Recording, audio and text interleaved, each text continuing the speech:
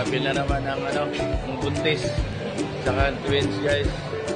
So balik na naman kami sa doktor namin sa Cato Repro